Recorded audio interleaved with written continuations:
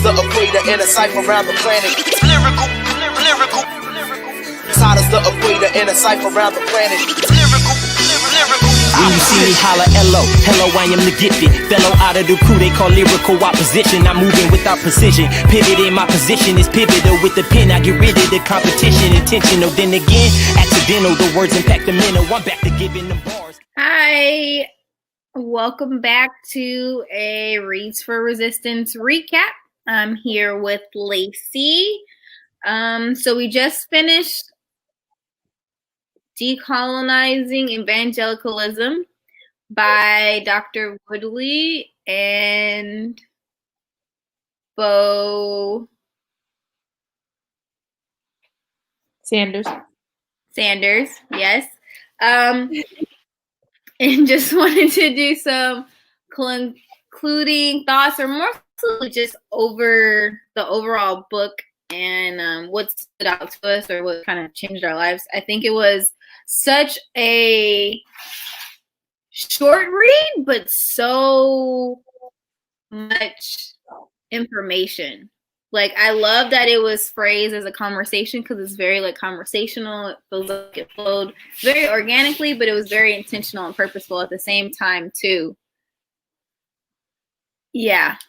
So I think for me, what stood out to what I loved a lot about it, I love the whole thing, but what I really loved was the emphasis on how the beginnings of America were rooted basically in greed and in desire of wanting other things. And so I think I like literally, okay, as a teacher, I can see the way they phrase like history. It's like, oh, we came to get some land and we shared the gospel. And it's like, wow, that's like a really great thing you did for God, right? But that's not really what happened. That is the victor's account of history and of what happened, right? So I think it was nice to have the history so well laid out and put, and not actually just for America, right? Because it talks about the other other nations that were basically pulverized by colonialism, right? And how it's not just America that's like this, but and how it has happened in multiple countries, and it's just basically from power and wanting more and wanting to basically lord over people, and then using whatever strategies or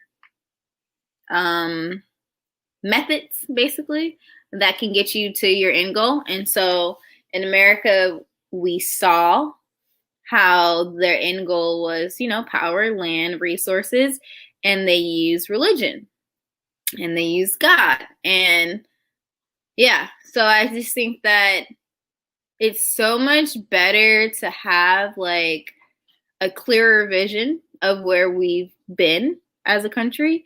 And I think that provides more insight on where we're going. Mm-hmm.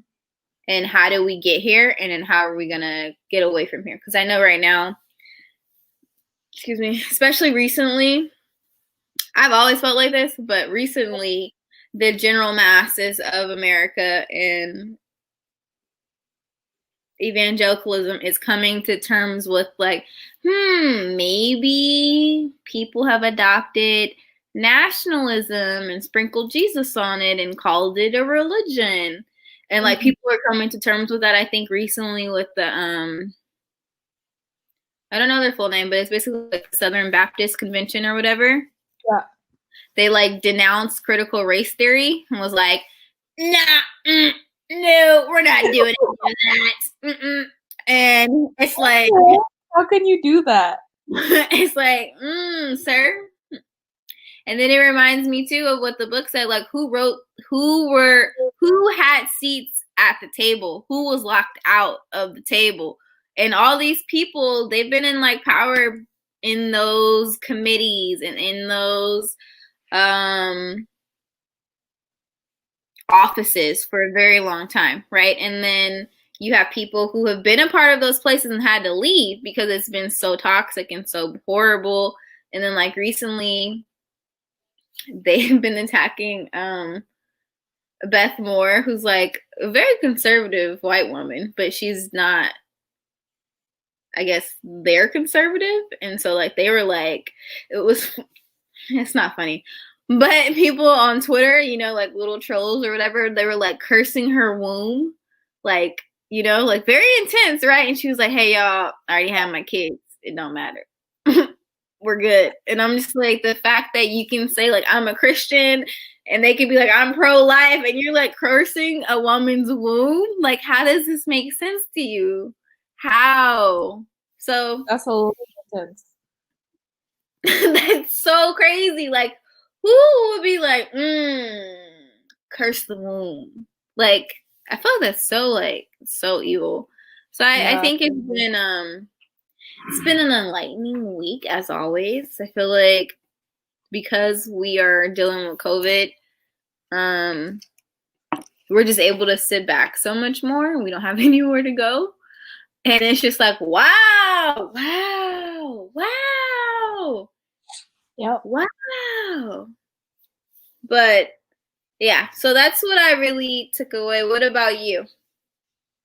For me, I think I just really enjoyed having our community meet every Saturday, like just being able to talk to people about these different concepts and hearing it from different perspectives, people of different like races and ages. I think that was really life-giving, and it's kind of comforting to know like that there's people around me who care about the same things, like that Dr. Woodley brings up. And then I also think it's just really healing to read Indigenous writings, especially Indigenous writings about faith and decolonizing and about trying to find a new way of living, especially living with Jesus that's not tied to white supremacy or colonization.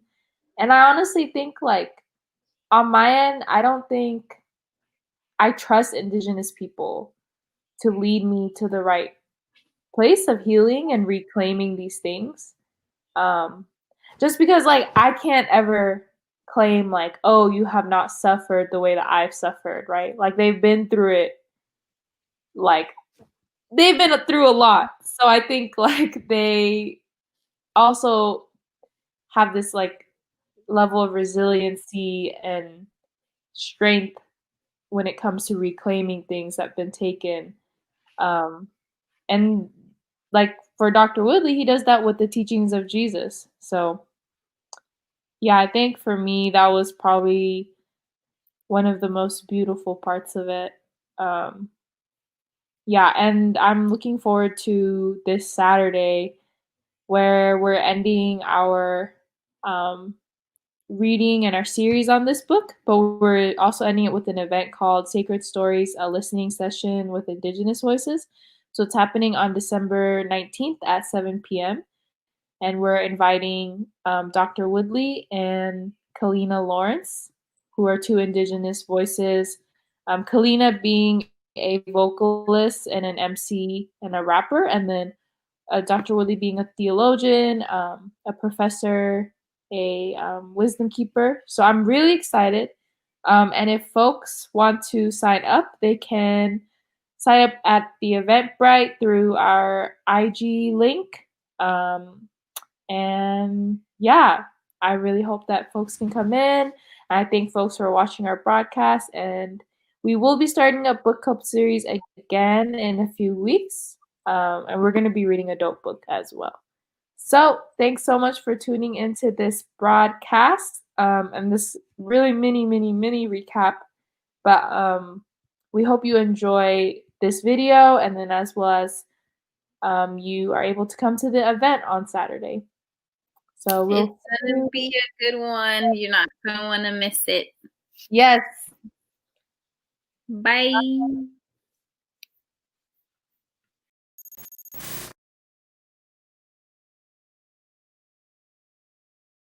Right. Speaking of things on the way and coming up, things we can talk about, we do got some announcements for y'all.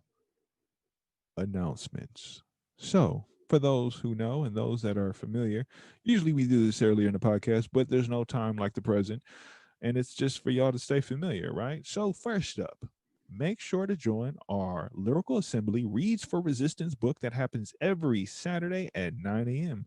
This week, we are reading the conclusion or the concluding chapter of the book, Decolonizing Evangelicalism. If you are interested in joining, email Lacey, Lacy, at lyricalopposition.org, right? That's Lacey at lyricalopposition.org to get connected to the Lyrical Assembly Reads for Resistance book that happens every Saturday at 9 a.m. Again, they are concluding the chapter. They're on the concluding chapter of the book, Decolonizing Evangelicalism. So if you're interested, get connected.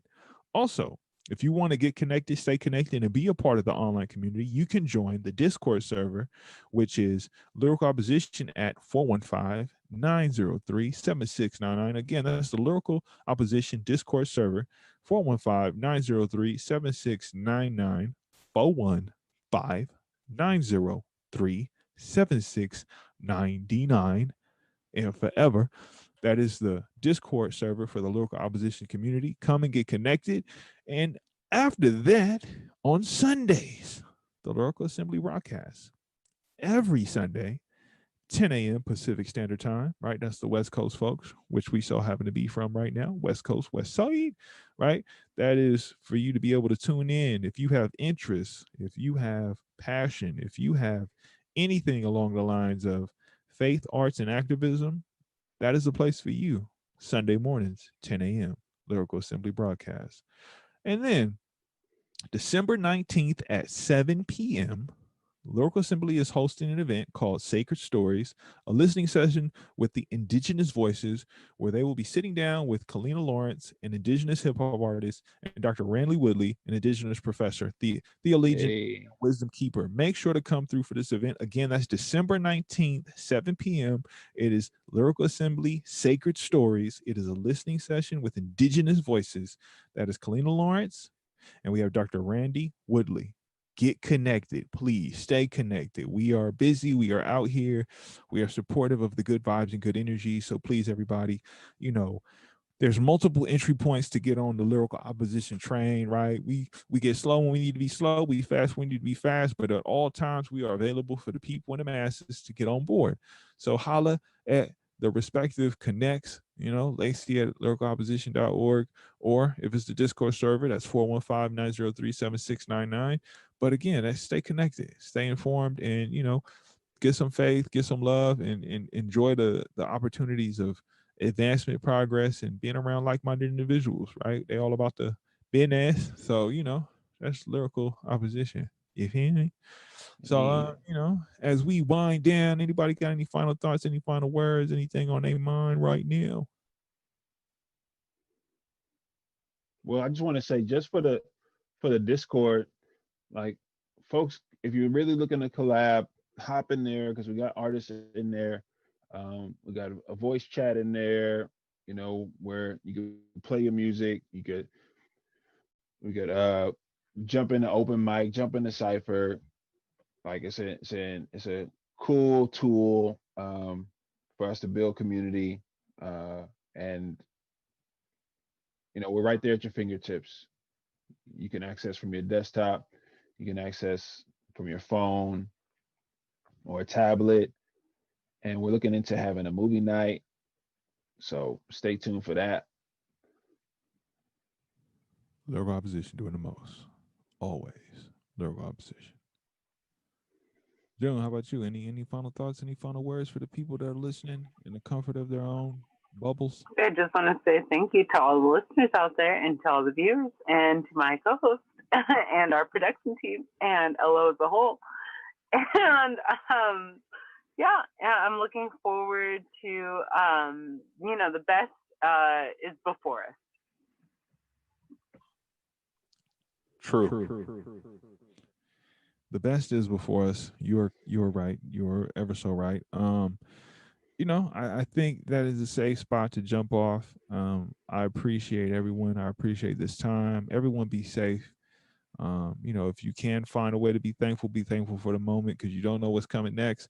As this year has shown us, aliens is on the way, and they just coming to get me to take me home. But for y'all, I don't know. I don't know what they're gonna do for y'all. But for me, it's just my ride back to where I came from. So, you know, just be in mind. You know what I'm saying?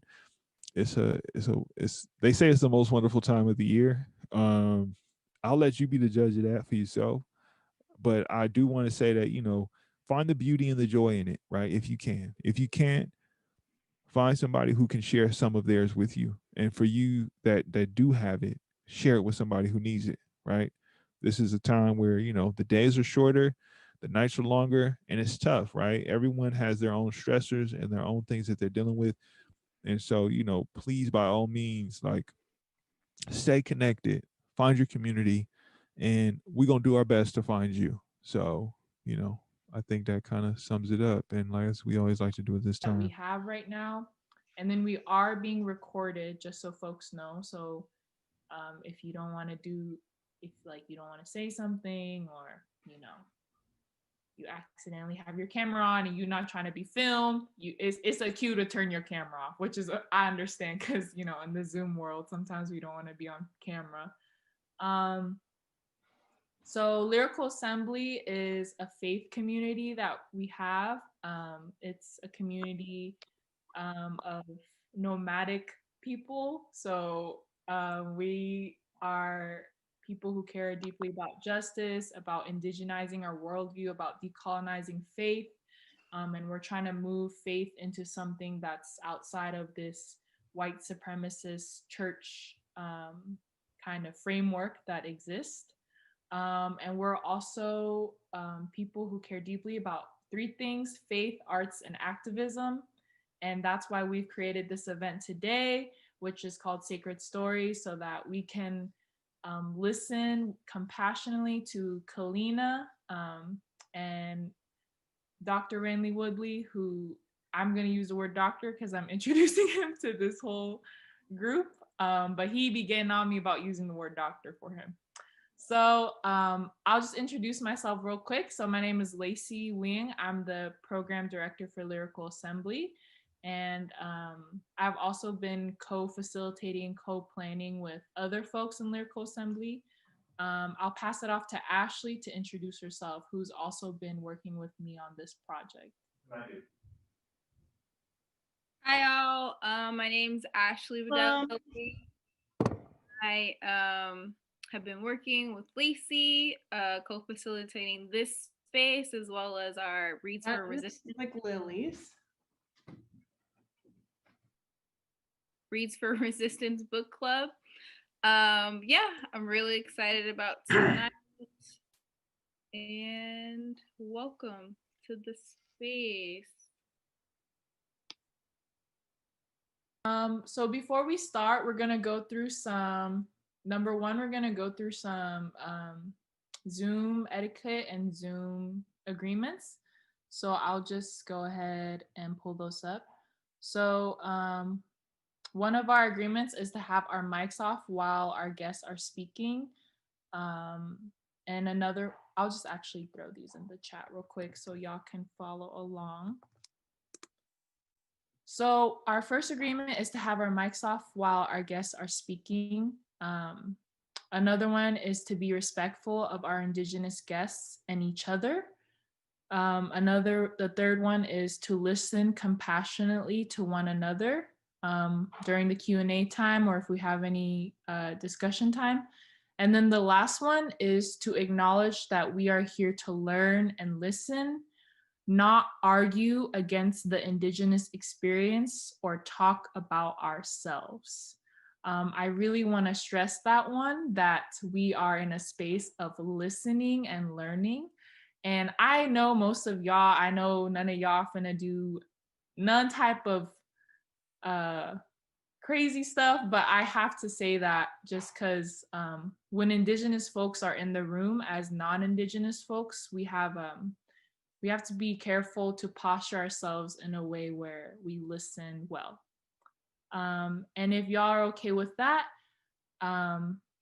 you can go ahead and throw a thumbs up in the chat, or just like give me a little signal, like in your camera or whatever. Yeah, so thank you so much for that. So first up, we have Kalina Lawrence. I'm going to go ahead and introduce her, one of our Indigenous guests. She is from the Suquamish Nation. She uses she, her, hers pronouns, and she is an Indigenous vocalist, aspiring MC, and music producer. Her debut album, Epicenter, was self-released in August 2018. And while depicting intergenerational trauma in her hip-hop Salish fusion works, she equally draws from examples of her people's resiliency. Kalina co-wrote and self-produced a single. English translation is called "La Shoot Seed is Alive," and she is representative of how the young artist is using music in pursuit of liberation. So please welcome Kalina Lawrence, everyone. Twagwalapu asquadida fched twagwalapu chalup Kalina Lawrence seeds dot soquab ched tol al chedu suckwab Nancy Alexis seeds dot seeds oi Steve Lawrence teeds dot teed bod tol al chedu suckwab hat tis la khair ce abdi shed asquadida fched as Thlathliel Ched Alta Yalamu, as Quadida Ched. To all of you honorable people, I'm grateful to each and every one of you. My name is Kalina Lawrence. I am Suquamish. I come from the place of the clear salt water. My mother is Nancy Alexis and my father is Steve Lawrence.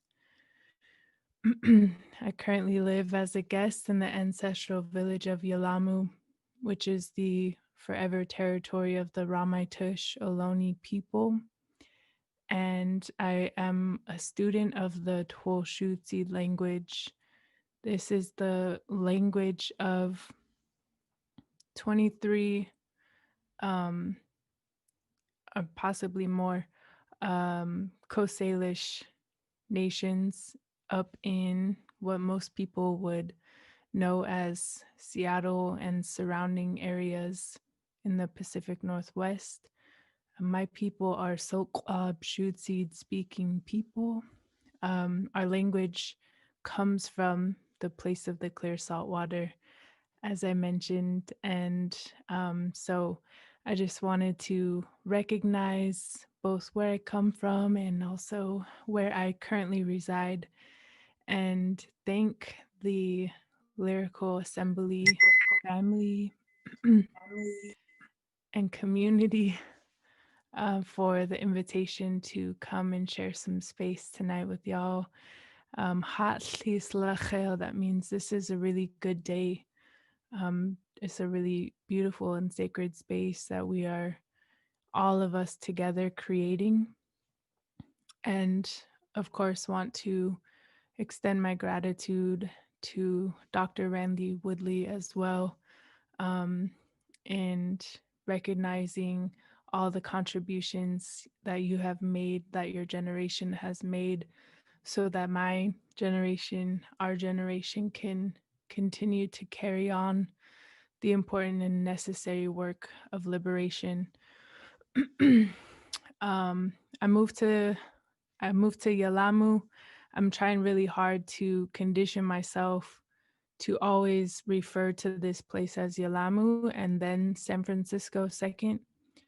And there's a few reasons for that. It's for us to normalize the village name of this place, and I also recognize, that many folks who live here, your families have been forcibly moved here, have forcibly migrated here, or been relocated to this city. And so recognizing and honoring the migration stories of your families and your peoples and what brought you to this place. I know that gentrification is probably well known to a lot of people, and thinking about how long gentrification has been happening on this continent and in our homelands hundreds of years. But that does not dismiss the trauma that a lot of current Bay Area families are going through and have been enduring over the past decade or so. So I really want to stress I'm a guest to Ramaytush territory. I also consider myself a guest to this city, this culture that a lot of multicultural and intercultural communities have created that we now know as the Bay Area. So, as someone who's taking up space and housing and resources in that way, I also honor your families. It's a lot. It's a lot. But I wanted to start. I know that we just have a little bit of time to share, Randy and I, and then we'll be moving on to a little bit more of like an intimate dialogue space and Q&A. But there are just a few things to share about the Suquamish people where I come from. And it was pretty cool. Actually, earlier, Lacey was saying, what does Suquamish mean? And just in that one question, there was a small lesson to be shared. Suquamish in and of itself is the Englishized way to pronounce our people. In our language, how we refer to ourselves are Soqabj or Dufsaqab. And so this is something that can probably be related to by a lot of indigenous peoples, because in our languages, there are specific ways that we identify the places we come from, our languages, and the peoples that we are. And then there's usually some Englishized, I don't even think that's a word, but I always say like, that's the Englishized English side, whatever. That's their way of identifying us, probably because they couldn't pronounce or didn't care to learn to accurately pronounce our peoples. And I don't want to make assumptions about what you folks know or don't know about the different Native communities, but there are hundreds and hundreds of indigenous nations just within what you would call the United States boundaries or lines. And with each nation, there are several languages and dialects of each language. So language, what I've been taught, is very land-based. And when I say we come from the place of the clear salt water, that's also where our language is born. That's also where our language comes from. So when my ancestors, would listen to their surroundings, listen to the other beings, and whether it's the wind or the water or birds, our languages reflected all of the beings and all of the spirits of the beings that exist there still.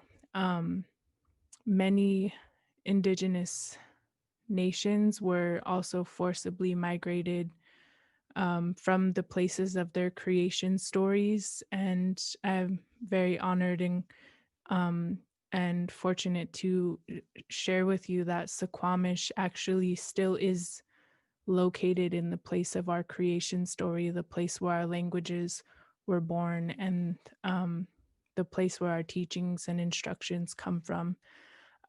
It is still a reservation by definition.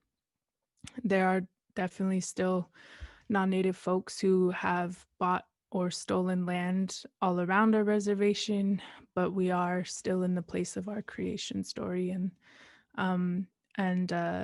that's a long history that we won't be able to cover this evening, but it's a blessing to be able to recognize that.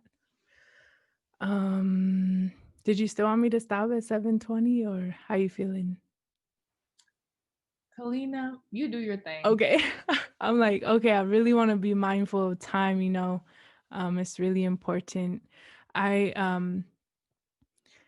sometimes I'm like, okay, I'm just gonna sing. I end up just talking all the time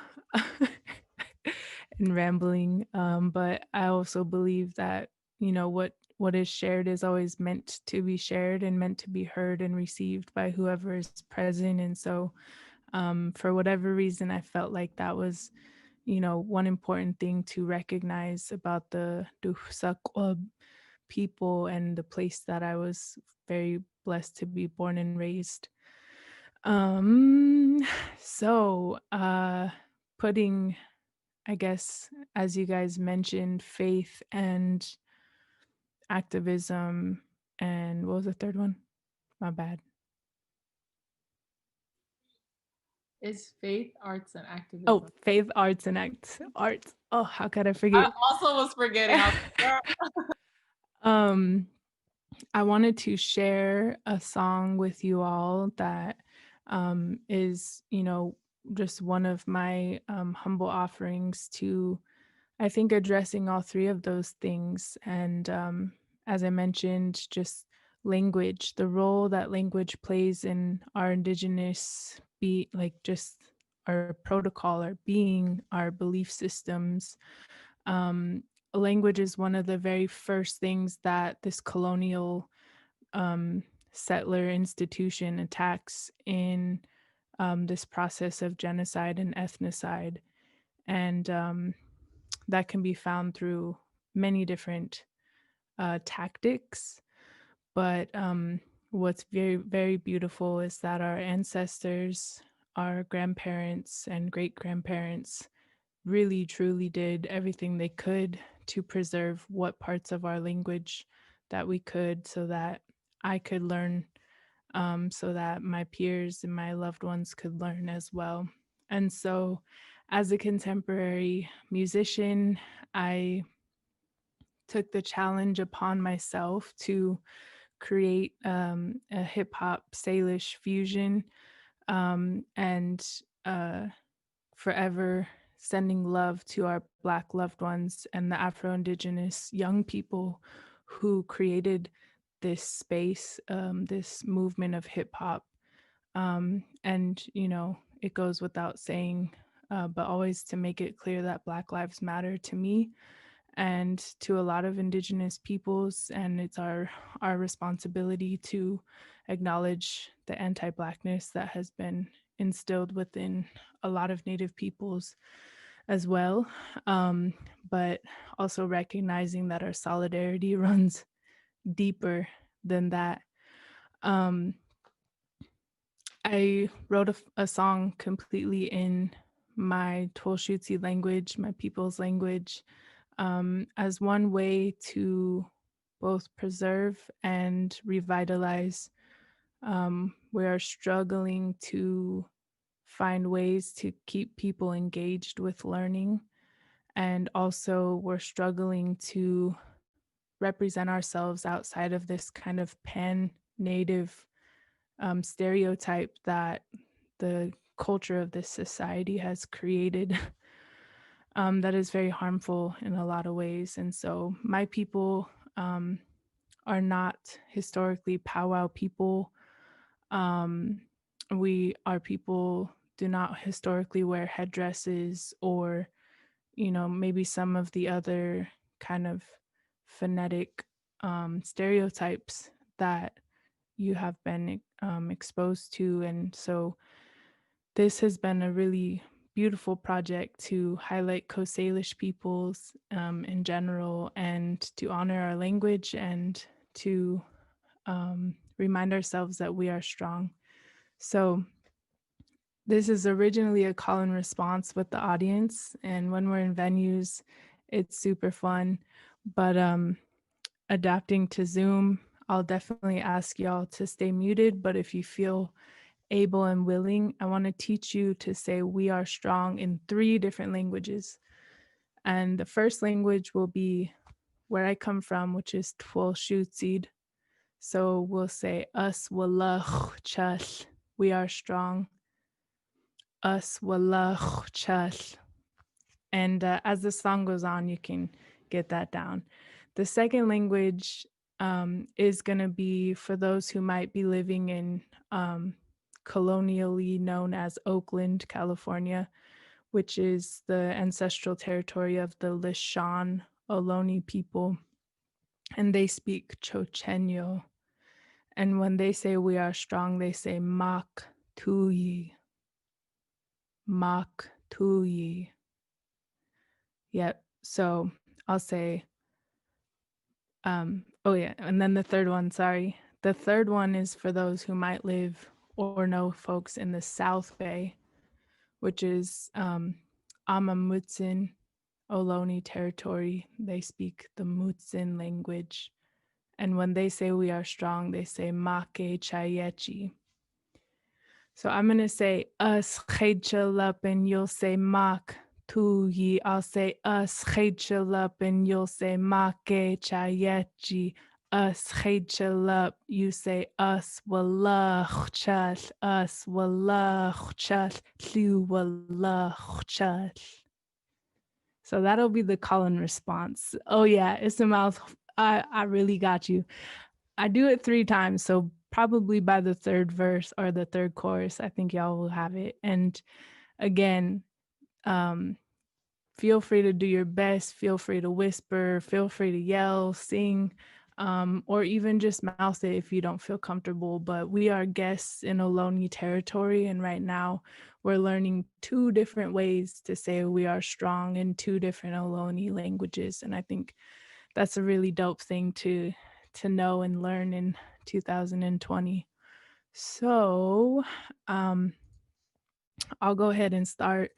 This is the first track I've ever produced on my cell phone, which is cool. And this is in Twolshutsid, Chochenyo, and Amamutsin. So it'll go like this. Us Chaychalup, Mak Tuyi. Us Chaychalup, Make Chayechi. Us Chaychalup. Us wallah chal, us wallah chal, Liu wallah chal, us chaychalup, Mak Tuyi, us chaychalup, Make Chayechi, us chaychalup, us wallah chal, us wallah chal, Liu wallah chal.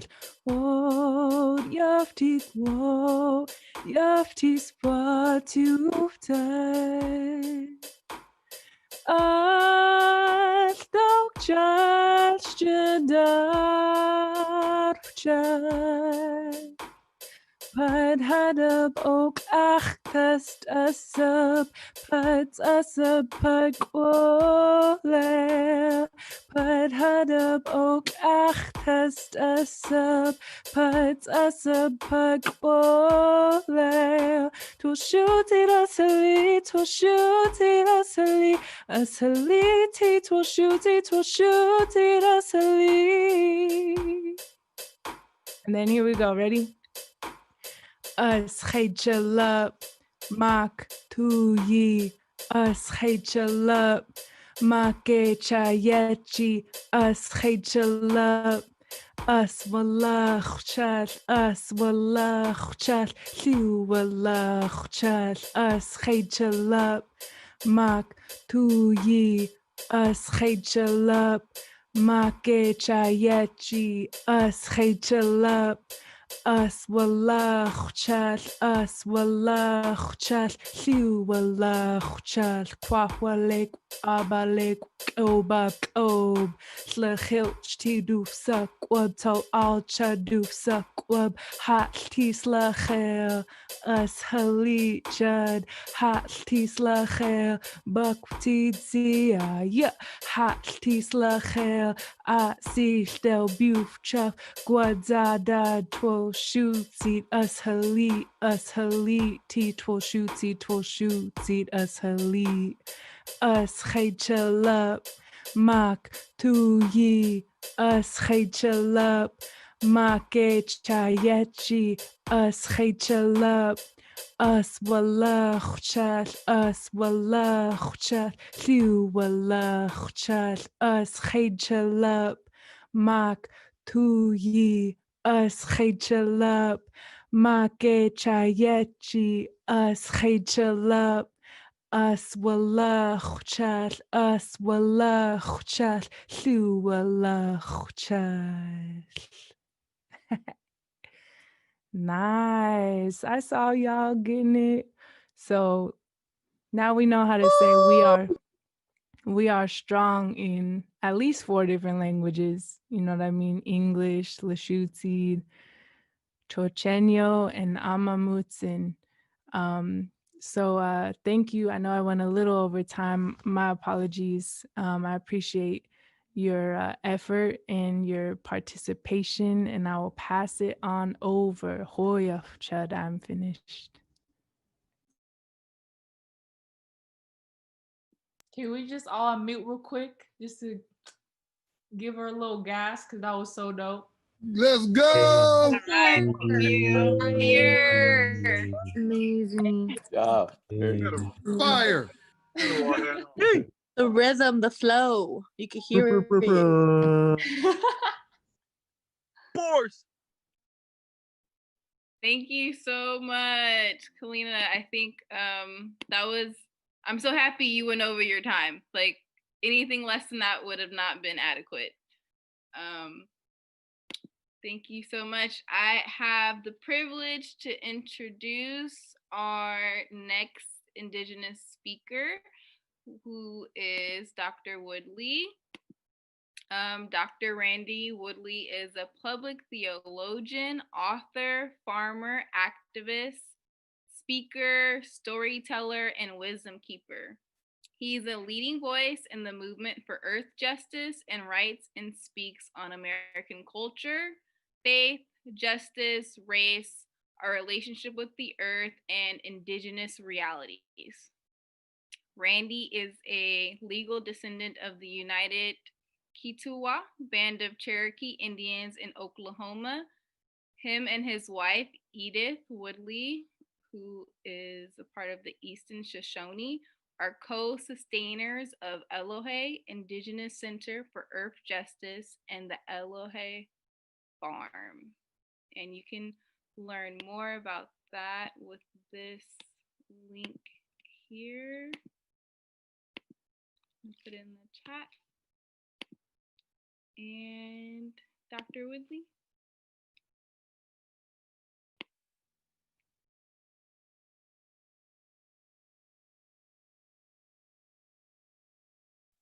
Hey, Randy, you're on mute.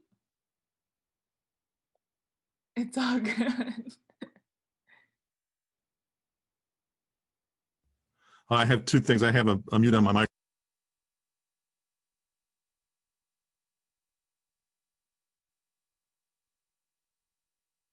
We still can't hear you. So your computer is unmuted, but we still Okay. can't. Okay. See, this is what happens when you invite old people.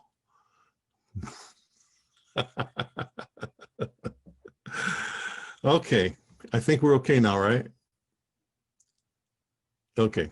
So, yeah, I could sit here and listen to Kalina all night. So you should have just invited her and then invited me to listen, because that would be, I would have enjoyed that a lot more.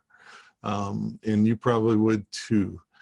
So it's, I hope that I get the chance to hear you in the future, Kalina. Maybe, I don't know if you have a mail list or something I can get on, but yeah, so we want to hear more from you. Thank you. Thanks for inviting me here. I'm glad it's a small, intimate group. That's really nice, so that we can have a good personal time together. And I'm not going to take a lot of time right now, just a couple of minutes, because I want to get to the time when we can all talk to one another. So just going to, this thing's about stories. So I'm just going to tell you a story real quick. Because this is a kind of a faith gathering group, right? And so my wife and I we have this strange relationship with faith and religion, and so I'm not going to get into all that now. But let me just say that this is one of the high learning points in my life. Was we were invited to Hayward, Wisconsin, to the Lakota Reservation to do a week worth of leadership training of Native folks, mostly from Thunder Bay in Canada and in Ontario. And so we came, and the first thing that happened when we got there was that we asked the leader, tell us the story of how you came to be on this reservation, because these were, leaders were white folks. And so what we come to find out is that they were never invited there. And so, which is pretty common among church folks on reservations. So I said, well, I can't speak. We never speak without permission of the host people. So especially being here for a week. And so we said, well, let's find out who's sort of like the person that we could go talk to here. And so now this other thing had happened where there was a young Ojibwe guy there who just arrived from California, or from Seattle. Seattle. And he and his brother were adopted out when they were small from the reservation there at Lakota, and from the time they can almost not remember being there, and they were in Seattle. And so they were taking LSD one night, and they both said they saw Jesus appear to them. And Jesus said to them, go back to your reservation. Okay. So the youngest, who, I never got to meet the oldest because he turned around halfway in the trip and went back. The youngest was hitchhiking the day that I arrived, and the guy that was in charge of this group picked him up, and he said, who are you? Who are you related to? And he said, I don't know. This is, I guess, my reservation I came to when I was a kid from, and I had this LSD trip, and Jesus told me to go back to my reservation, so I thought I should. And so it's the middle of winter. This is like February, right? And so this young kid who knows nothing of his culture or anything, I said, well, why don't you hang out with us for this week? And, we'll try to, do what we can and take you around. And so I said, so the first thing we got to do is find an elder who is sort of like a spiritual leader elder. And we found the right person after searching, and we went to Walmart and we bought a gift basket, full of all the things you give elders. And we made a good basket, and we showed up at the elder's house, and he was the leader of their Medewan Lodge, which is their own religion. And also the elder representative to the tribal council. And so he invited us in. It was a real snowy, nice day out, and he asked us, what do you want? And so we told him, we've been invited here, but these people were never welcome. And so we just want to know if we're welcome here to teach. And we do this everywhere we went when we used to travel all over the US and Canada. And he started telling us some stories. And I'm not going to get into all the stories that he told, but he went on, and every so often he would say, and my uncle, who died at 108 years old, he trained most of the Gichidawan around here. He trained most of the medicine people in this area. And he said, he told me one time, he said, never disrespect Jesus because he's a great spirit.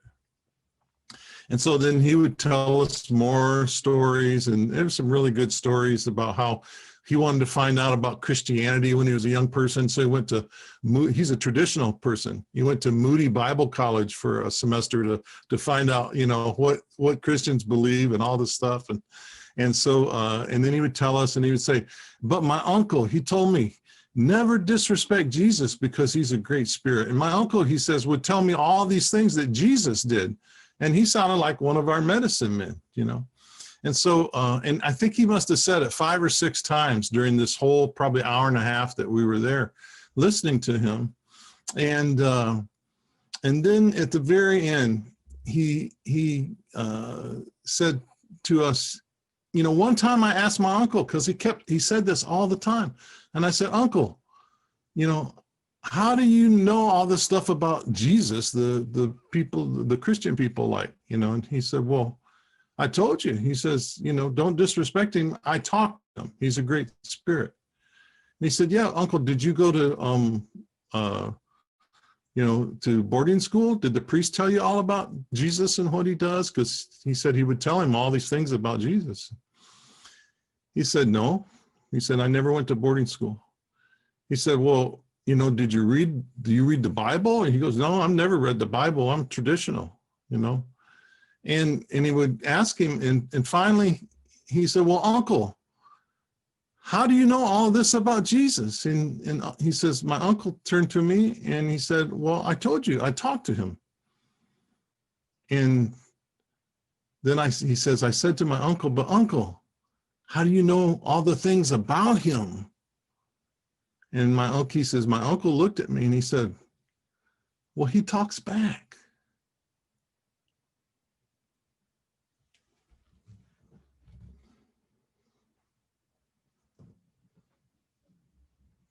That's it. That's my story. Thanks, Randy, for sharing. I also read that in that portion in your book, Decolonizing Evangelicalism, and I remember reading that, and I was like, wow. Also, your camera's a little frozen sometimes, so I'm not sure if your internet is off or because you were frozen for some of those parts that you're speaking. I'm not sure. I'm sorry. It's okay. I mean, I don't know if that's something you can look at, or if not, it's fine. You sure it's not just me moving really slow? I'm sure it's not you moving slow.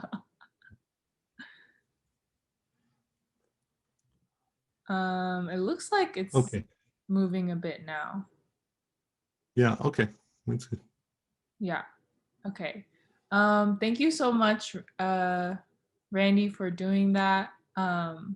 Before we move and for sharing that, I think that's really powerful. I think it shows how sometimes as people who are Christian or who follow this traditional model of Christianity, we tend to think that anything that is not our framework of fundamentalist Christianity is pagan.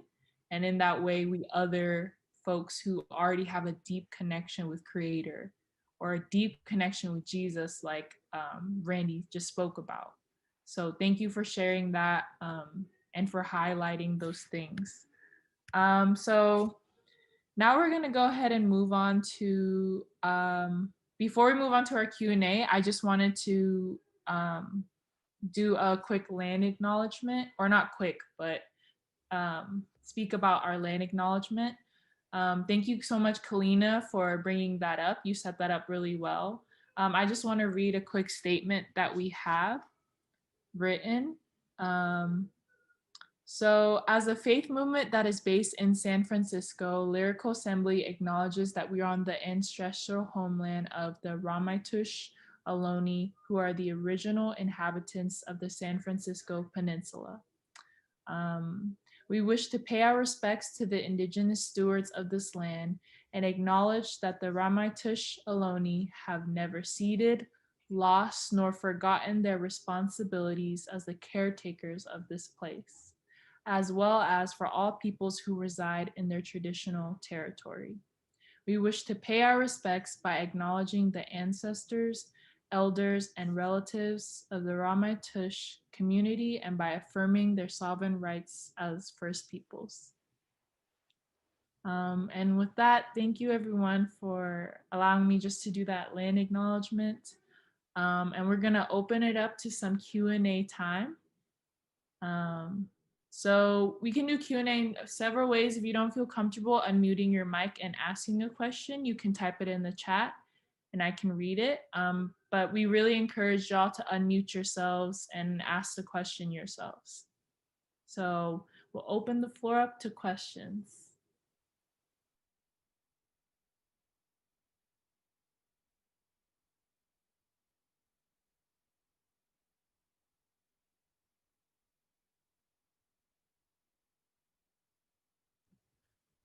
I have a Oh, question. oh. Oh, does anyone else want to go? I think I heard somebody at the same time. Okay. Um, us here, so not all of us are here from the Bay Area, but those of us in the San Francisco Peninsula Bay Area, what are some indigenous ally starter kit type things we can do just to start out? Because other than getting educated and reading books, what are some tangible action items we can do? That's a great question. Thank you for that. Um, this is actually a layered question. Obviously, I kind of mentioned a little bit that there are still Ramaitush folks that are here. There's also kind of this partnership between a lot of the different Ohlone bands that range from the South Bay all the way up north, Richmond area. And one that I usually refer people to is Canyon Consulting with a K, KANYONKONSU Consulting spelling. Canyon Sayers Roods is one voice and one advocate, and on the website actually breaks down a lot of the history specifically of the different Ohlone bands and their kind of how things arrived at this moment. And then there are also a few contacts that are listed who are either Ramaitush or have been given permission to speak on behalf of the Ramaitush peoples, but are some sort of California native, if you will. So Canyon Consulting, and there's a lot that they offer, but it's hard to find that kind of. I'm struggling with the word history. It's obviously ingrained into us, but I don't know if that's the language. But the stories of, you know, what has happened on this land, told by the people who have experienced like the missions and things like that. I think there are a few documentaries. One that I'm thinking of is like Gold, Greed, and Genocide, or something in that order. And that also breaks down a lot as to why the Ohlone are not federally recognized and how the gold rush impacted their treaties and things like that. And how a lot of folks in California have been colonized first by the Spanish, then by the U.S. Colonial institution. And so kind of recognizing that as well. And then there are Native communities who are intertribal, who have been here for generations due to relocation and the U.S. Relocation Act. After boarding schools, a lot of the youth, when they turned 18, were strategically like dropped off in different prominent cities all over the place, and to further assimilate and industrialize um, their their skills, the labor that they learned in boarding schools. So there's the Native American Health Center, which is in San Francisco. um, there is there are a lot of indigenous folks who are from quote unquote south of the border that their families have been here, um, helping tend to the land at Hummingbird Farm, which is in the Excelsior district. There's I'm just like, my mind is racing. Poder, obviously Poder in the mission, have a lot of different programs and teachers that offer, all kinds of support, and prior to the pandemic, but now have been, finding ways to get the information and the resources out to folks. And then there's hella in the East Bay, like Native American Health Centers over there. There's the Intertribal Friendship House over there as well. the Segorite Land Trust, to save the West Berkeley Shell Mound, who are often in the city also doing hella work over here. So, I mean, I'm happy to kind of gather a little bit like a list, I guess, and you guys can share that. But the entry points are very present, and there are so many ways to show up for the communities. I'm also thinking there's the international wait in United Indians of all tribes, excuse me, who were the original folks who took over Alcatraz back in the 60s. They are still actively doing a lot of work as well. So yeah, happy to help connect you as well for folks who are in the city or in Oakland. That was a long answer, my bad. Thank you. Thank you. That was super helpful.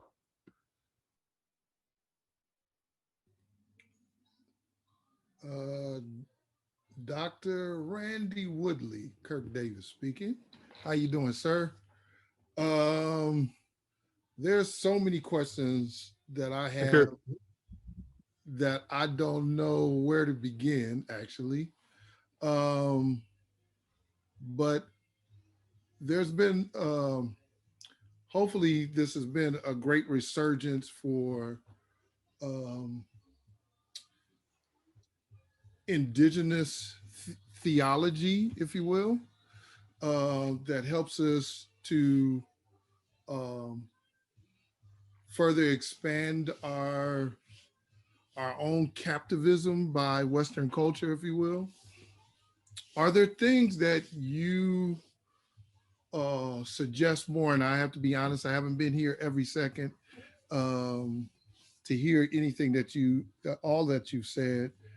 Today's my son's birthday. I'm trying to celebrate him on the side. I don't want to get in trouble with my wife. But are there things that you could guide us in as far as being better stewards? I know my sister Lawrence just spoke a little bit about what is close, and which is important. We must be connected. But is there an overarching thing that we could connect with that you would definitely say we need to know a little bit more about, and maybe spend a little time just talking to us about even how you got to this place of faith and faith in this indigenous culture. I'm curious. I'll be honest with you. Most of the time, and I know I ain't even asked a real question yet, but I'm always wondered, just like African Americans, sometimes I'm always like, wow, if you are Native and you still love God based off of what all the stuff that has been done, how? You know, why? And I'm a pastor, you know, and I love God, but I love you for just being present. I'll put it that way. Thank you for Thank you, Kurt. bring. But if you could answer any of those ramblings, yeah, I'd love to share my personal story, but I don't think there's enough time here today. That would be. I'm glad to do that anytime if you want to get a hold of me, or if you guys want to do this again sometime. But yeah, that journey was a long journey. But what I would say, the main thing, like if I was going to drop the bomb here today, what I would say is that, you know, there's about 3,000 years of history that you need to understand how Western Christianity got it almost all wrong. Okay. And so it's, if you've got to go back to understanding how Platonic dualism, that means, of course, investing in the abstract, the ethereal, more than the material. So in other words, it creates a disembodied theology, right? So that we think something and then we think we actually know it or do it, right? But that's not at all what the pre-enlightenment Jesus talked about. It was like, there's no gap between what you do and what you say. But Western Christianity in particular is full of that kind of that gap. So much so that just like you identified, they've been able to like kill other people in Jesus' name and rationalize it, right? And so you only can get to that kind of a crazy homicidal place through some kind of weird philosophy. And what I'd say the culprit in this is Platonic dualism. So you have to go back to Plato and then understand his student, Aristotle, and the hierarchy that he created. And then with that, dualism is almost an automatic hierarchy. Everything, if the ethereal is above the material, then everything else has to be in hierarchy as well. So the products of the mind then become more important than what people actually do and value. And so we have our laws and our constitutions and our written scripture and all those that become lifted up to the point that they're more important. Like you can hold the Bible up and hang people, right? Because of not because of what it says, but because of how you think about what it says. Is that making sense to you? So all of that travels, you get a disembodied theology. It marries empire, with Constantine, and it's never recovered. And so Western Christianity has nothing else I want to learn from it, okay? But when I look at indigenous people who talk about spirituality and God, and when I listen to womanist theologians and feminist theologians and queer theologians and liberation theologians from Latin America and African America and African theologies and all of those, I actually have something that I can hear that starts to make sense, because most of them are not thinking from a strictly Western worldview. And so when you take that dualism out of it, you get actually something, that's shaped a little more like Jesus. Now, my wife and I, we were Christians for a long time. I was a pastor, et cetera, et cetera. I've actually been a missionary, what I call a missionary oppressor. All of those years, it's been over 10 years that we stopped calling ourselves Christians, because it never worked for us to begin with, first of all. And we didn't understand like what a narthex was, or lectionaries, or, the Advents and all that kind of stuff. So we were just like, this is too hard, it's just, but we had this experience with Jesus. And it seems to match what these red words in the scripture say about him, right? And so there's something right there. Now, I may find out one day, like, okay, well, I called on the wrong person, but so far it's been working pretty good for me. So, and so that's where we are with our own understanding. But it took a number of years to get there. I mean, at one point I was what I would call a flaming evangelist. Right. I was, on the streets at, 3 a.m, witnessing and Jesus festivals and in malls and doing all the stuff that crazy evangelicals have been trained to do. Right. And, it always bothered me. It always bothered me. Say that again. I feel like I was right next to you. I might have been the other guy on the other side trying to do the same thing. Yeah. So anyway, it's been a long journey. So for about a little over a decade, my wife and I have kind of been trying to separate ourselves from the cult of Christianity and try to understand that the values that are actually taught in ancient Israel, the shalom values are very much in line with our own indigenous harmony way values. And there's not really a gap in that. And I think those are the original instructions for humanity are this, harmony way and the values that come out of that. The Western worldview is going to basically take us right off the cliff, and the church is going right with it. And the only hope for America is to take on a more indigenous worldview. And so usually when I speak for 4 groups, the first thing I say to them is, I'm here to convert you from a Western worldview to a more indigenous worldview, because we have no other choice. So. Yeah, that's a bomb. Drop the mic, brother.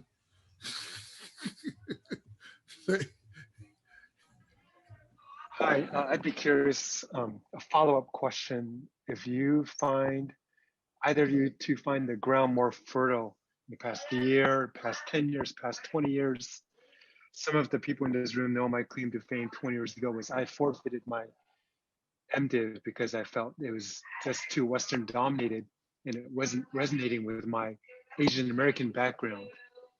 And it seems like in the past 10 years, even in public schools, there's been a lot more conversation that's sympathetic to Indigenous peoples. And this past year with the pandemic, I'd just be curious what your perspective is, what progression we might have seen, or maybe some thresholds that have cropped up the past year or 5 years. Does that make sense? Kind of the lay of the land the past decade. Yeah, it's a good question. I'll answer real quick, and then maybe Kalina wants to talk about what she's observing with people. But so I've been a full-time professor for about the last decade at a seminary, and you can hear me okay, right? Okay. There's been a definite shift among students. Almost all my students are grad students. When I started out 10 or 12 years ago, about half of them were like looking at a career. And now I would say 85% are there for existential reasons. They're asking questions that they've always been afraid, or were told they shouldn't ask, really. And so, and I think that's where I see everywhere I go. I think we are fortunate to be alive right now, to be in this generation who have said, we do not want the paradigm that we've been given. And not only must things change, but the whole paradigm must change. And that's what I'm so excited about. Kalina, have you seen something like this? Yeah, this is definitely a great question, and I appreciate you for asking it. And I really appreciate your perspective as a professor, because my perspective as a student has also been reflective. And one thing while you were talking earlier to the first question, and then for this follow-up question, is thinking about why our erasure has gotten to the point that it has. And it's all related, right? Because they have justified everything they did to us and are doing to us through this organized religious institution, through Manifest Destiny, and through, validating the ways they have dehumanized us, has all been in the name of this said religion. And equally then, all of our belief systems and our instructions pose an immediate threat to capitalism, to everything about the society as it exists is dependent on extraction and exploitation, and nothing about our societies and our belief systems and just the ways that we coexisted depend on those things. And so when we say we've lived on this particular continent in these landscapes for thousands of years, and then as Randy mentions, we're headed right over a cliff in a matter of a couple centuries, few centuries. It really kind of highlights, right, um, the threat that we pose. And by they, I'm referring to, the colonial folks in power within the hierarchy that they created for themselves, um, have really used media, um, and education as a way to erase us, to assimilate us, to oppress us. And um, what I have seen over the last, especially 5 years, is the way that we have used social media and have had to create our own forms of media to reclaim our representation to the masses, to this society that they have actively worked to, you know, control how you perceive us, or even if you know of us. I have memories being a teenager, and pretty much from the time I was 10 until I was like 20, like the most common thing was I heard was like, "Oh, I didn't even know natives existed still." And I'm only 27. So within 10 years ago, there were people who lived 15 minutes from our reservation who were like, "Do you still live in teepees?" Like, the amount of ignorance and dehumanization um, that I experienced just as a teenager 10 years ago, you know, um, is not completely gone, but it shows, um, the progress that we've made, and two, how deep the tactics have been, um, to, you know, for us to combat. Um, I would say that I have seen artists, indigenous artists, and especially indigenous young people use every resource available to reclaim our representation. And I also have to acknowledge that the other movements by other cultures and other quote unquote races have also um, partnered in solidarity. And, especially in this past year, a lot of the liberation work from the Black and African American communities have done it right this time by including us in that journey to liberation. And so, so that's a long answer to say yes and no. Yes, we have seen a lot of growth, and we have come a long way, but still, when you turn on, the United States political, anything related to politics, um, that meme that was going around, that um, photo of like the CNN report of demographics of voters, right? And there was not even Native American listed. It was something else was the percentage, right? So it's breaking it down by demographic of voters, and Native people are not even mentioned on this major media outlet. So not that we need the media recognition, but we recognize the lack and why, So um, it's always hard to say, because in our communities, we're building with each other, and that's why we're like, yo, like this space does a land acknowledgement. 7 years ago was not happening. 6 years ago, not happening. When I was in college, nobody at University of San Francisco even knew the word Ohlone or the people Ohlone. And many still don't, but you're right. We I want to give all credit to the people on the ground, and the word of mouth, uh, like we've always been doing. So yeah, that's my input. Real quick, Randy and Kalina, are you guys okay with saying another 10? Just because we got kind of started late on the Q&A. I'll stay as long as you want. So Okay. Okay. I got nothing else to do, so. Okay. So maybe 10 to 15. It's also a very non-Western thing to just converse and not have a structure.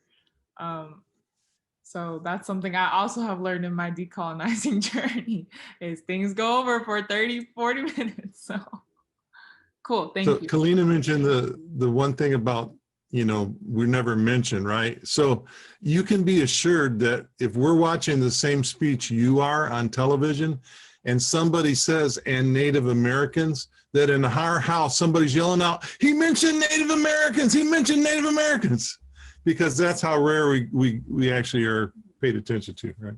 So. I just, good, I'm about to say good night. Good evening, Randy and Kalina. Thank y'all for being here. Really, really appreciate the knowledge you're sharing.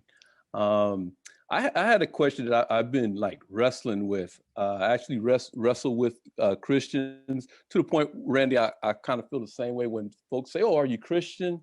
I do like get triggered inside because I know that comes with a lot of assumptions, that don't fit me. But you talk in your book, which I love your book, great book, The Decolonization of Evangelicalism. And I'm probably have to read it 3 more times to really get it, because there's so much information, but liberating information, good information. But what you talked about replacement theology. And you talked about how that's where it was a bad theology, and that's kind of how things jumped off wrong, and how replacement theology, replacing indigenous theology with Western theology, how that was a cause of a lot of sodomizing, a lot of brutality, a lot of brainwashing. And then you also talked about how the saying, kill the Indian, but save the man, meaning replace their culture with Western theology, which I agree with totally. I just think that, because with Africans, that's what also happened to many Africans. But what is always thrown back at me when I talk about that, it comes down to where, is there another way besides Jesus? I know I wrestled this with a lot of Christians. Is indigenous theology, spirituality as legitimate and as respected, and as you use the word Bible, as Western theology?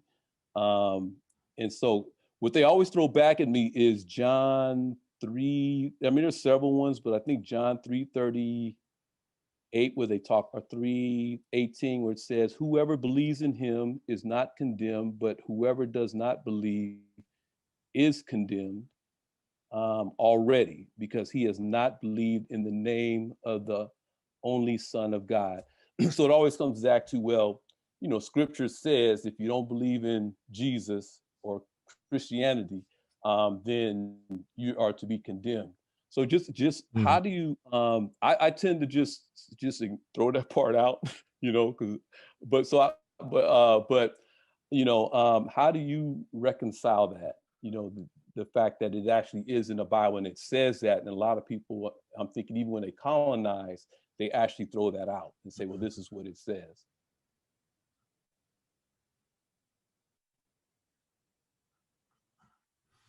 Yeah, and it also says, like, I have sheep that you don't know of, and other things that actually are the opposite of that too, right? So it's this tug of war of, but even looking at these stories, because these are oral stories that were carried on for centuries and then eventually written down. So if you understand story as, is this true or not true? Then I think you missed the point of why they wrote it. So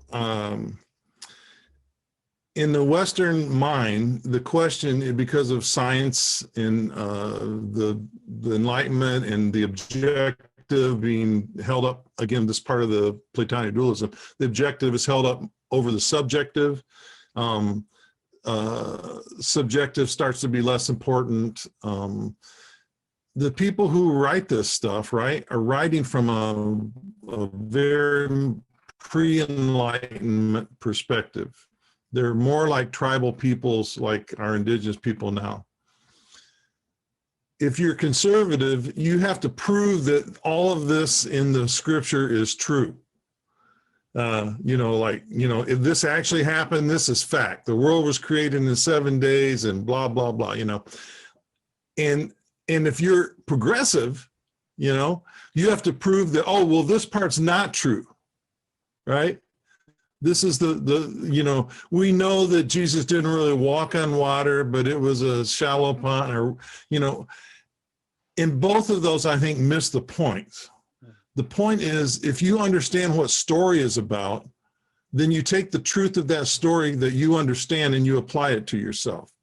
So the question is, how did the be understood? And when I think you get closer to understanding, and that all this is reason to be Bible scholars and, historic criticism and, form criticism, all the rest, all that's great because that can sort of help narrow the story down.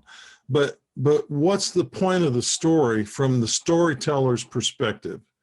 And so I think that's step number one. Before you start defending theologies, you have to know what they actually meant when they were telling the story. So when people say that to me, well, what about John 4:6, and I'm like, well, what about it? It doesn't change my own experience and what I'm experiencing and what I've seen in my life. And then the other thing I'll say was, like, it says in, at least by 3 different authors and 4 or 5 different places that they attributed the creation of everything to Jesus, right? Like John chapter 1, he made everything was made, nothing was made without him that was made. It's really emphatic. They're in kind of like hymn kinds of structure, literary structure, so that they will be remembered and things like that. And so if I will go back to people who say that and say, well, don't you believe the Bible? You say you believe the Bible, but do you believe Jesus created it? If Jesus created it and created everybody and everything, then how could Jesus not be accepting any of it? It doesn't make sense. But there's not room in most Western theologies for a Jesus who is the creator. And so, one of the other things that people have to do is, from a Western perspective, is say, how do I gel those two things? How do they even make sense now? Because it changes everything you believe about your theology if you understand that. Yeah, thank you. Thanks, Randy. I'm not really answering your question, but I'm giving you more things to think about that go into answering the question. And I appreciate that. But you said you'll be coming back, so I appreciate that. But no, I understand what you're saying. I appreciate that. Yeah. Thank you. Thanks. And I'm sure, as Mark knows well, there are lots of people who disagree with everything I just said. And the other thing is that I may be wrong.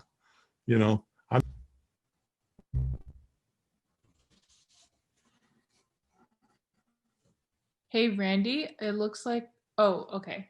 Just kidding, you came back. Thank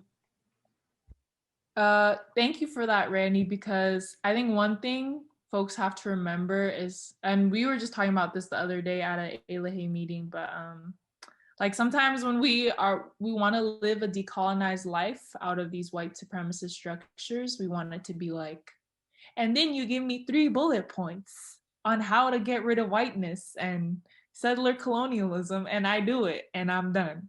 But it's not like that. So usually it's more messy than that. So the posing of more questions will never stop. So thank you, Randy, for reminding us of that. I wanted to highlight a question we had in the chat. And the question was, why are colonizers so threatened by the presence of Ohlone natives? And I would even ask that and extend it more to just native and indigenous peoples in general. Like, why are colonizers, or maybe you could just say like people who are non-indigenous so threatened by the presence of indigenous folks? Would love to hear both of your thoughts on that. Kalina, would you mind going first? I really want to hear your thoughts. So, Hola. Speak your truth, girl. Speak your truth. It's so interesting, right? Because this is a question we have to ask ourselves when we're on the receiving end of this violence that makes no fucking sense for our whole life. Like, why? Why us, right? So when I think of this question, it's from the standpoint of surviving. Like, okay, what is it about me that justifies every form of violence that I've received, knowing that it is all stemming from, this particular thing that exists.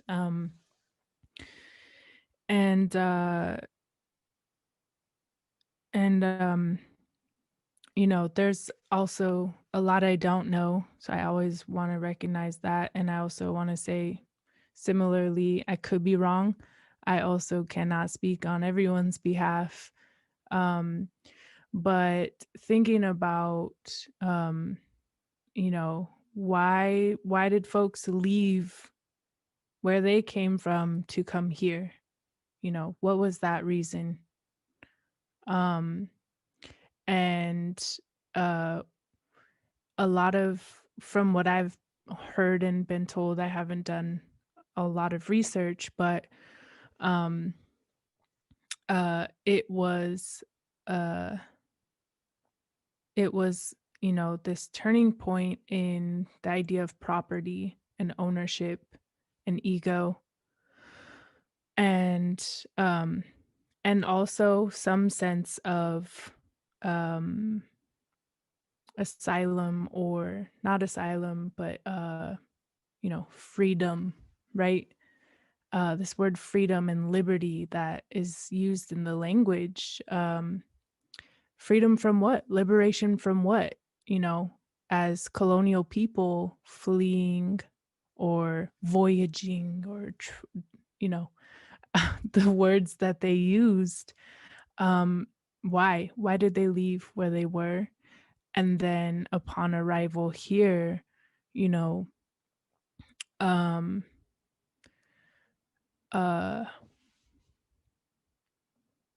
we became a barrier in whatever it was they were trying or looking to attain, which was land, property, and freedom to, create a new world. They were here to create the new world they wanted, for whatever that looked like. And so, this has been 500 years in the making of white supremacy, and just supremacy in general, human supremacy. The idea of placing human beings at the top of this hierarchy of all beings, right? And in a lot of our cultures, we wouldn't credit a person for any of the things we have. We credit our trees, we credit the water, we credit the elements, the fire. And so it is almost entirely opposite as this kind of praise or idolization or worship of a person or a human. And I say that to say kind of similarly, what I had mentioned earlier was we had mastered our societies to coexist with all beings, and recognizing that we weren't the center of this experience. But capitalism and patriarchy and the way that colonialism views wealth is way, way different than a lot of different native cultures. And but we were territorial, though. We are tribal, we are territorial people, and who we are is based off of territory and landscape. And so what I have recognized is, or what I'm piecing together in my mind as I go, is our relationship with the land, our connection to elements that are not just other humans, is a direct threat to the way society operates now, which is dependent on oil and oil extraction. And when we have sovereignty and self-determination over our landscapes that birthed us, that help us see the world, when we have sovereignty over those particular boundaries, then we are again interfering with this pursuit of attaining property, wealth, etc. So in my mind, we remember still through all of the tactics a sustainable way to live and exist that does not depend on oil extraction, theft, exploitation, or violence. When we think of it in that context and take it in a present day context, as I mentioned before, we had treaties formed with the US government, each different region, different tribal nation. And in San Francisco, the treaties were documented and written up. And then when they sent folks here to essentially agree on the treaties, they found gold. And when that resource was discovered, then they said, oh no, we're not going to sign these treaties. We're going to get this gold and we're going to build our cities here. And that's kind of what that documentary earlier that I mentioned kind of talks about. Well, if they aren't connected to a land base, then they don't have sovereignty, they don't have jurisdiction. They are not they don't have validation. If this city were to acknowledge the Ohlone people and the truth, then that would mean they have to take responsibility for everything that they did to erase them from our consciousness, to erase them from what we know. And they're not gonna admit that. It would undermine the authority they gave themselves, in my opinion. And so for us to be a threat to colonizers would just to be that we are not, they have made us dependent upon their systems, but we also hold truth in our body, in our DNA, in our stories, in our cultures that say we are not dependent on them, that we do not have to maintain their supremacist systems. So I don't know where the ending point is in that, but it's just to say at almost every level, it's easier to to sweep that under the rug than it is to take accountability. And we don't have the same relationship or even concept of power as they do. So I think that's where I'm at. That was great. So, yeah, I'll just summarize and say that indigenous values are the antithesis of American values and the American dream and the history. They're not perfect, but you know, after millenniums on this continent have figured out how to live with the land and live with each other, and not in a perfect way, but in a pretty good way. And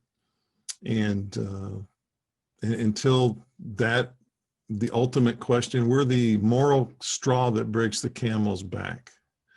If they ever want to get this nation right, it has to be done by first starting with the indigenous people and trying to make that relationship right. And the relationship is not just about the bad things that happen, but the lies that were told and the dirty dealing that has been done and the thieving that has been done by the government against Indian people and all of those things. So, you know, it's a betrayal, not just acts of violence, but it's a betrayal of, you know, and if you want to look at it from a perspective of like a Christian perspective, then you can say like the original sin is misrepresenting God. You know, the people who came over here who called themselves Christian met a people who were much more Christ-like than they were, and they'd never heard this name before. So, and that's quite a reckoning to deal with. And I also want to add that that doesn't just mean like putting Native people in the system that already exists. You know, that's very important too. We're not saying, oh yeah, we need a Native president. We're saying like president, what, you know, like that is a whole other conversation. But you know, in any sort of aspect in our lives where we either choose healing or maybe we're forced to heal from some sort of trauma, like speaking it, acknowledging it, identifying it, you know, that's like one of the very first steps. What is it that you're healing from, right? And so again, like for a system like the US and even San Francisco, and when you micro it to cities, it's set up so the ego is louder than, or a higher priority than the truth.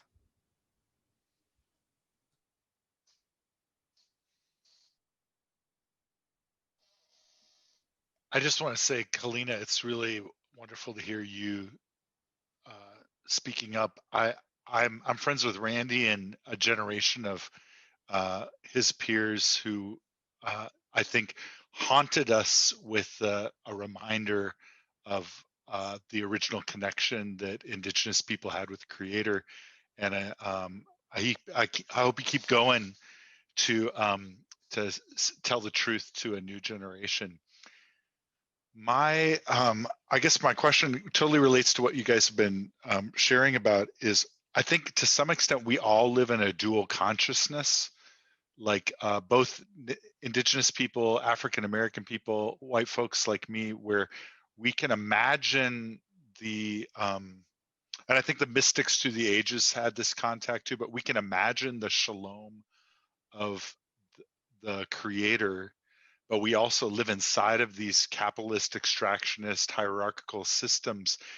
And so I'm wondering if the two of you have any thoughts about how do we navigate living in that as part of the kingdom of darkness that comes from, you know, these principalities, but being able to see and imagine and experience the truth of shalom at the same time. How do you all navigate that?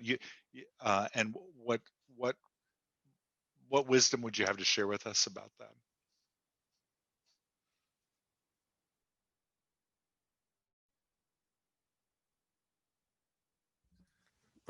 Okay, I'll go ahead. I know she's waiting on me.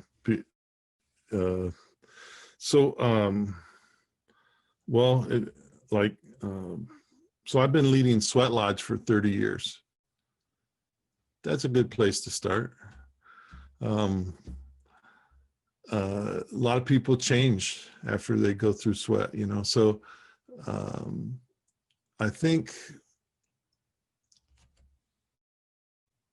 the one thing, it has to be, you know, to live in harmony, you have to start where you're at, right? With your own community. Because if it's not happening with the whole community, it's just not happening. But you get there through healing.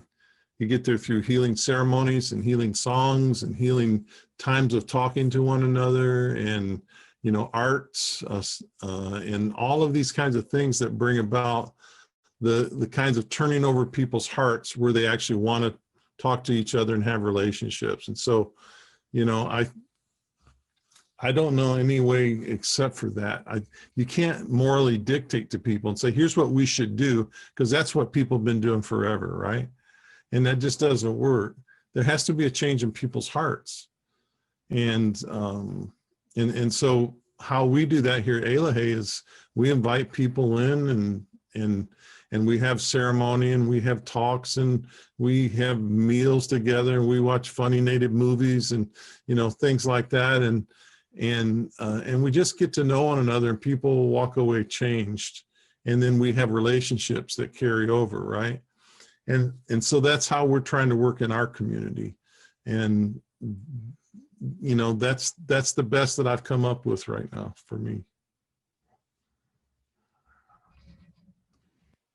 Yeah, thank you for that answer. And thank you for the question.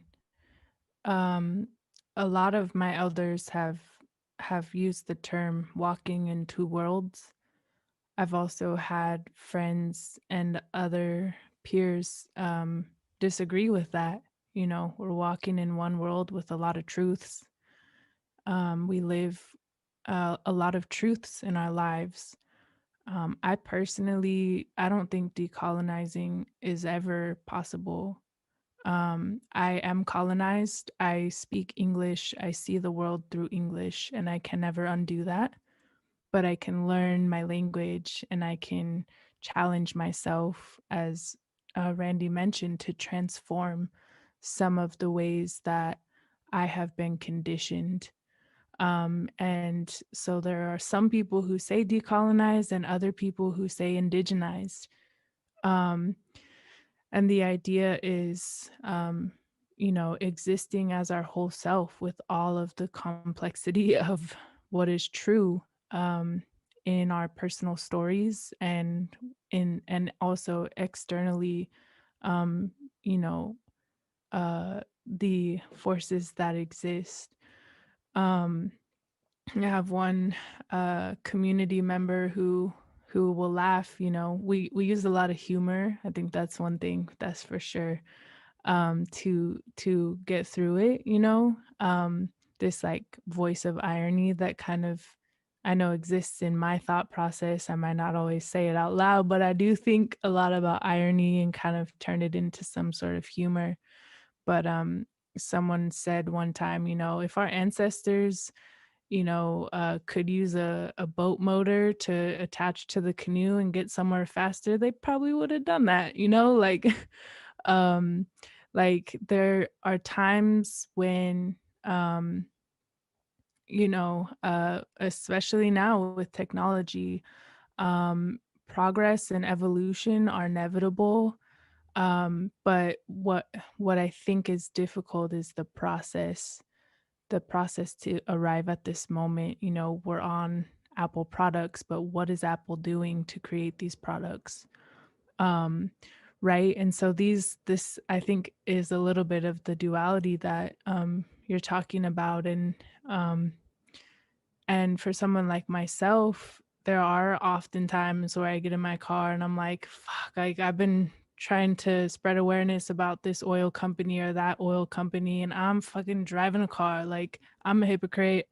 I'm terrible. My ancestors are hella, like mad at me or whatever. Again, this inner dialogue that I'm like, and to an extent, I don't necessarily believe that, but our awareness of, how we're set up to be hypocritical, or how we're set, like we have been set up, y'all. That's what I think. We've been set up, but that consciousness and like reclaiming those thoughts, and even just asking those questions, like that's the entry point that a lot of indigenous peoples are hoping to that folks arrive at some point sooner rather than later, to transition, and for me it's the small acts of reclamation, whether that is my thought process or choice of language, or instead of purchasing a certain item that's produced by in a seemingly unethical company, or what have you, what would it take for me to either learn how to make that item myself, or support someone who already creates that, or just small ways for us to reclaim our everyday actions, because a lot of us are in urban settings. It's not as easy to reconnect with the land, or to find these spaces that are dedicated to that. But yeah, I have a lot of inner dialogue, and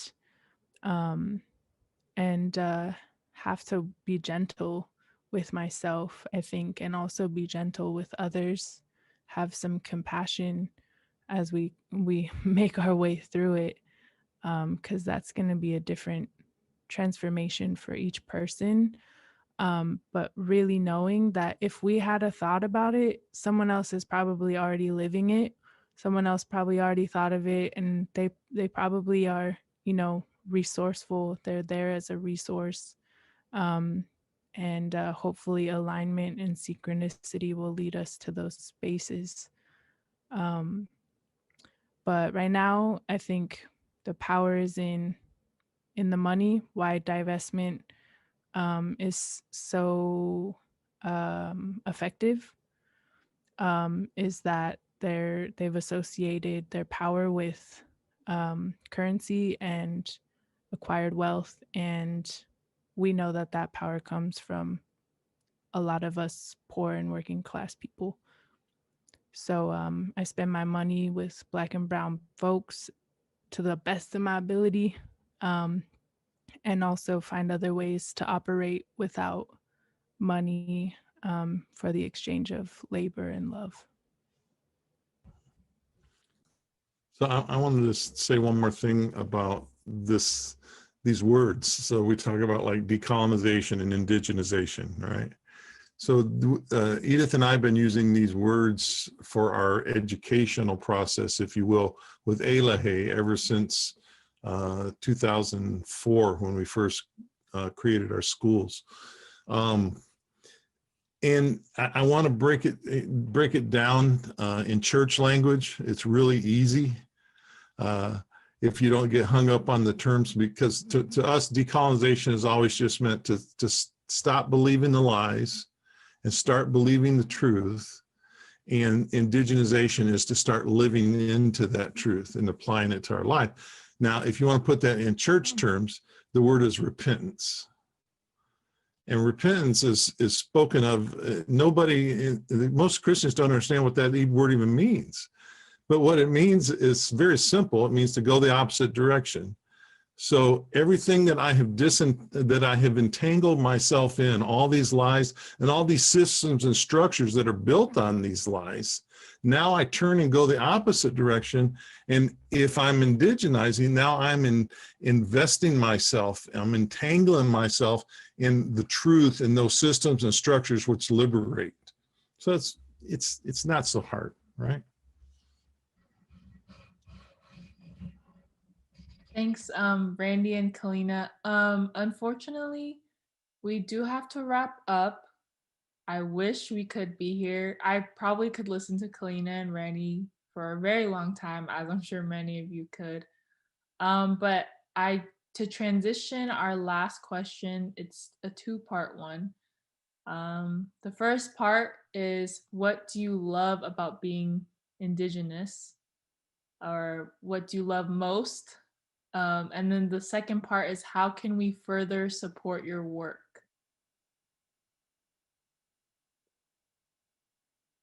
And I will also type that in the chat. I know that's probably gonna be hard. That's So hard. I'm like, how do I choose? yeah.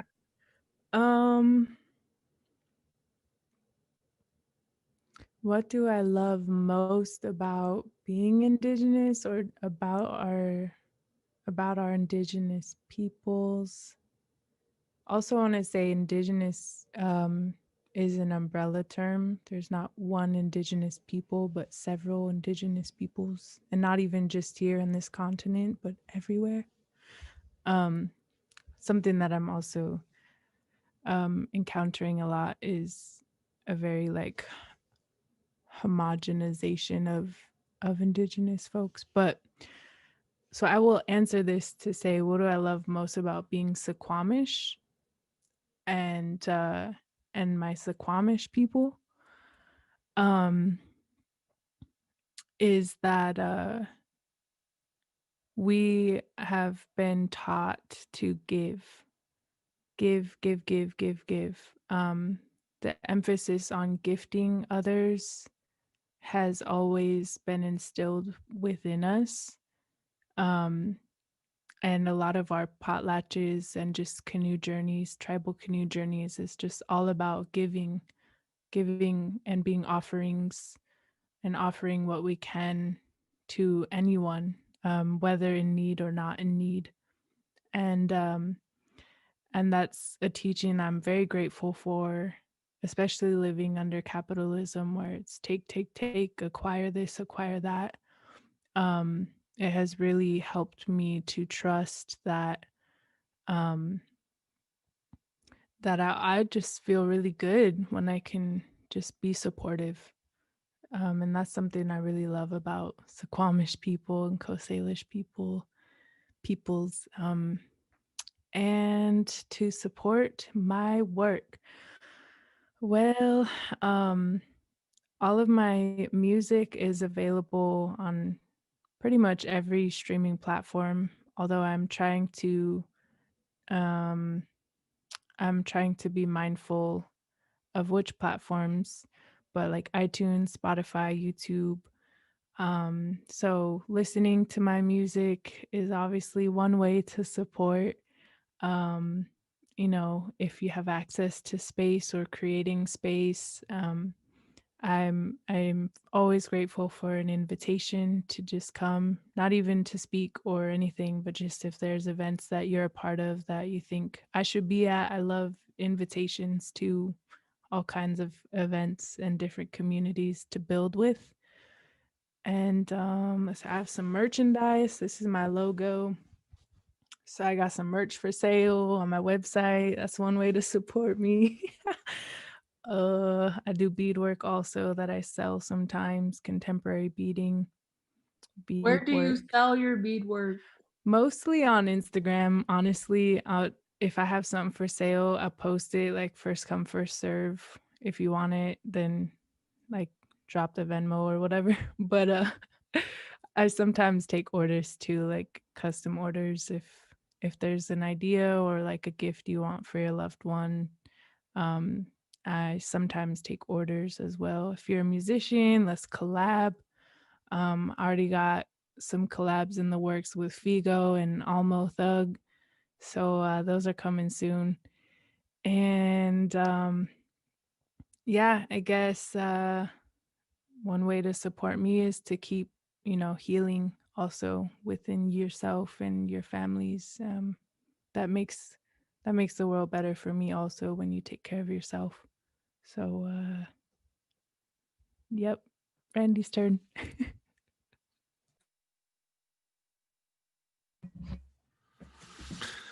Uh,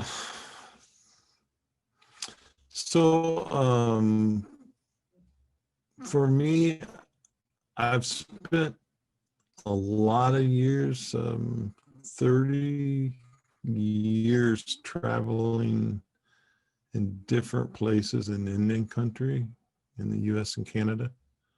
And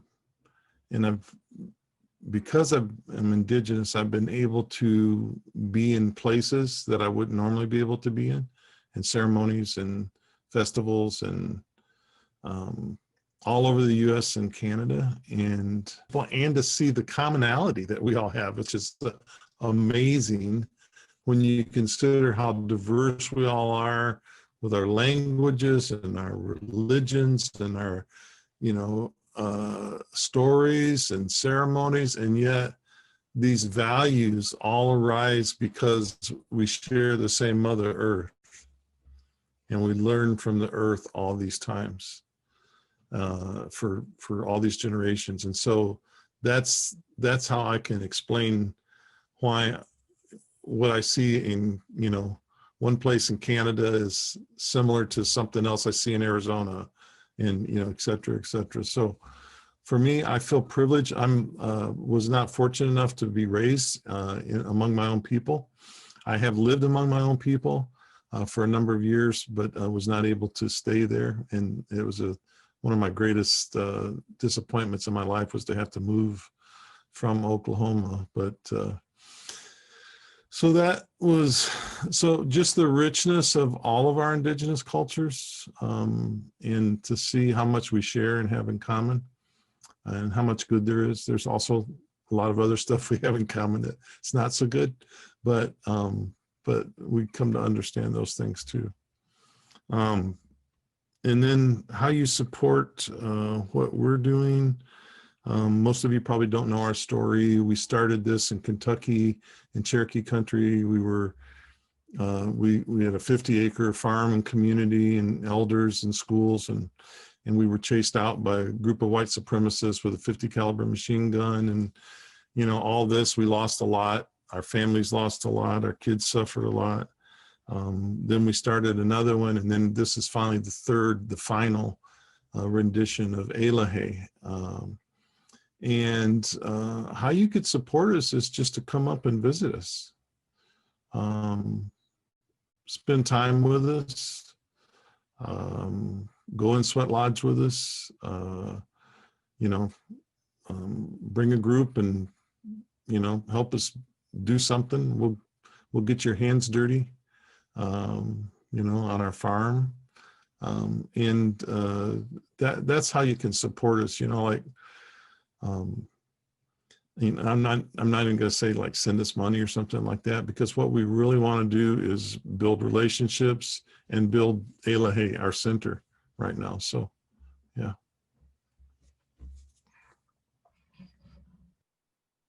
Thank you so much, Randy and Kalina, especially, definitely did the non-Western thing and went way over, which is totally fine. That's also part of my culture as a Vietnamese person. So thank you so much for for sharing this space. Yeah, CPT is real and definitely showed itself today.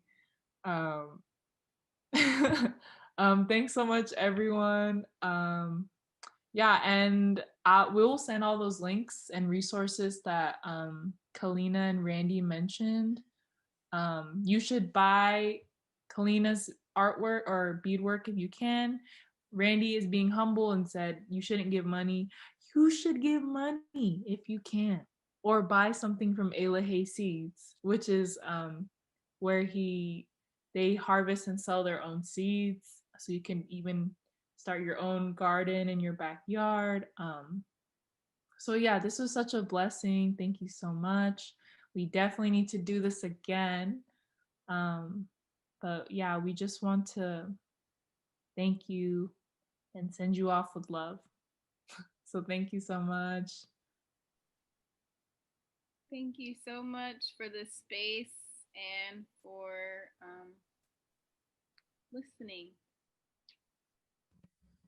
thank you for inviting us here and your good questions and sincerity. I appreciate it. I especially really appreciate Kalina being here with you. I'm just thrilled with you and everything you're doing and the thought that you put into your question or your answers and, you know, your humility. I'm just so hopeful and so glad to support you in any way we can as well. So. And Lacey, thank you, niece, for inviting us and yeah, asking good questions.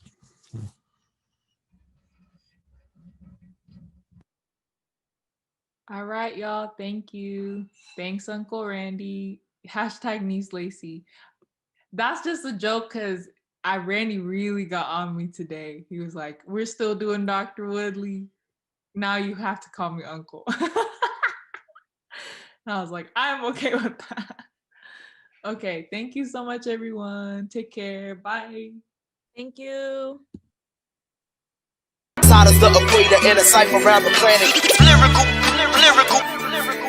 Side is the equator in a cipher around the planet. Lyrical, lyrical. When you see me holla hello, I am the gifted fellow out of the crew they call lyrical opposition. I'm moving without precision, pivot in my position is pivotal with the pen. I get rid of the competition, intentional, then again accidental.